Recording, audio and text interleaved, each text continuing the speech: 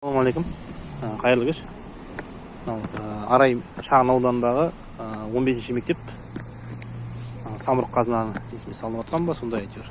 Толық білмеймін ол жағын. Соған енді бір кішкене кемшілік бар енді. Сонда да біз шамалы әлі ерте екен құрылысқа бір күш салып жатыр дегендей. Мектеп +5.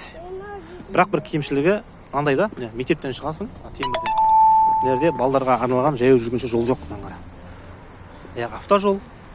Тек бір аялдамасақ, мектептің алдында ондай аялдама болмайды оған негізі.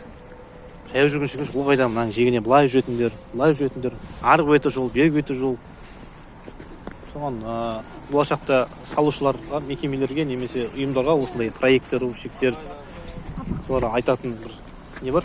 Ақыл ма, шамалы осыны үйренсеңіздер. Бала мектептен шыққаннан кейін оған қауіпсіз болу керек. Міне, ана қараңыздаршы, қаншама адам машинамен үйкеліп кетіп батыр. Ал бұл жерде бірінші класстың оқушы кетіп батыр дегенсіз. Екінші класс, үшінші класс, көлікпен жағаласып. Мына қарай, былай қарай. Міне, былай қарай, мына қараңыздар. Өте ебетейсіз.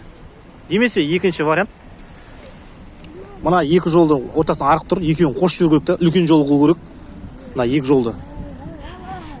И мына аяғын не қылу керек жаңағыдай. Жиегін ұзыннан жаяу жүргіншіге жол, немесе односторонний қылу керек. Мынаны арғы бетін былай қарай, бергі бетін былай қарай. Мына машина мына бетінде өтіп жатыр. Қауіпсіздік болу үшін. Сол. Мына 15-ші гимназия Арай шағын ауданындағы. Соған мемлекеттік жергілікті құзырлы органдарға айтып жатқан, мына көшені бір односторонний қылсаңыздар. Мына бетіне былай қарай, мына бетіне былай қарай. Өйткені бардак былайнан да келіп жатыр. Ана беті де тар көше, оған да стоянка.